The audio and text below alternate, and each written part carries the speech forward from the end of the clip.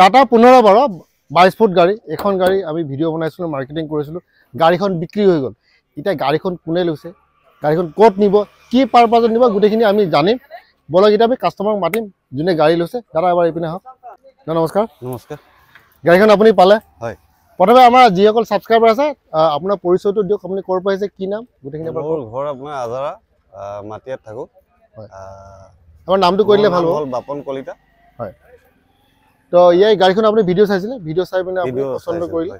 তো আপোনাৰ আৰু গাড়ী আছে নে ইয়াৰ আগতে মোৰ আগতে আছে কেইখনমান গাড়ী আছে আপোনাৰ তিনিখন আছে তিনিখন গাড়ী তো এইখন গাড়ী যে আপুনি ল'লে এখন গাড়ী আপুনি ক'ত চলাব মানে কি কামত ব্যৱহাৰ কৰিব ইয়াক মানে কাৰণ এটাই মানে আমাৰ বহুত মানে এনেকুৱা ধৰণৰ ব্যৱসায়ী আছে যি আৰম্ভ কৰিব বিচাৰে এই লাইনত আহিব বিচাৰে গাড়ী কিনিব বিচাৰে কিন্তু সঠিক দিশটো তেওঁ গমটো নাপায় ক'ত চলাব লাগে কি তো এখন আপুনি ক'ত চলাব মই আপোনাৰ ৰেক পইণ্টৰ পৰা মানে য'ত আপোনাৰ ষ্ট্ৰক হয় য'ত মানে ধৰি কিছুমানে চব্জিত লগায় কিছুমানে ধৰ ট্ৰান্সপৰ্টেশ্যনত লগায় কিছুমানে ধৰি ডায়েৰী ফাৰ্মত লগায় সেনেকুৱা ধৰণৰ ব্যৱসায় তো তাৰ পৰাই ন আৰু এখন 15 বাৰৰ পৰা কিমান টকা মান ইনকাম হয়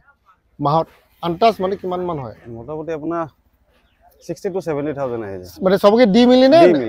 সবকে দি মিলি চাওক দাদাই কৈছে মোটামুটি 60 মই 50 ক'লো বাৰু চাওক আপুনি যদি ইনিচিয়েলি আৰম্ভ কৰে নতুন গাড়ী কিনাতকৈ যদি আপুনি পুৰণা গাড়ী কিনে খুব ভাল কিয়নো আপোনাৰ আধা মান হৈ যায় আৰু আপোনাৰ বিজনেছটো সেটআপ হওঁতে এখন গাড়ীতে আপুনি উপাৰ্জন যিখিনি কৰিব আৰু এখন বেলেগ গাড়ী কিনিব পাৰে তো সেইকাৰণে আমি সদায় কওঁ যে নতুন গাড়ী কিনাতকৈ আপুনি পুৰণা গাড়ী কিনক দামটো মই নকওঁ বাৰু দামটো মই ডিছকাছ ইয়াত কৰা নাই কিমান দামত লৈছে কিন্তু ইয়াৰ ভিডিঅ' আপোনালোকে যদি আছে ভিডিঅ'ত চাই ল'ব ভিডিঅ'ত দামটো কোৱা আছে সেই দামতে গাড়ীখন তেখেতে পাইছে তো দাদা এইদৰে আমাৰ লগত থাকিব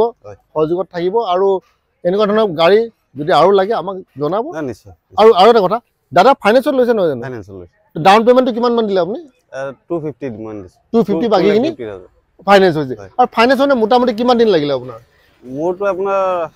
7 days মানত হৈ গৈছে মাত্ৰ 7 দিনত তেখেতে হৈ গ'ল মানে প্ৰফাইলটো যদি ভাল হয় মোটামুটি 7 দিন লাগে ইয়াত কিছুমানে কয় যে ফাইনেন্সৰ বহুত দিগদাৰী কিবা আচলতে প্ৰফাইল যদি ভাল হয় কাগজ যদি সময়মতে দিয়ে তাৰ ফাইনেন্সত ইমান দিগদাৰী নহয় আৰু দাদাৰ চিভিলটো ভালে এইকেইটা মেইন বস্তু হয় তো দাদা এইদৰে আপুনি ব্যৱসায়ত আপুনি আগবাঢ়ি যাওক এটা শুভকামনা থাকিলে আগবাঢ়ি যাব থেংক ইউ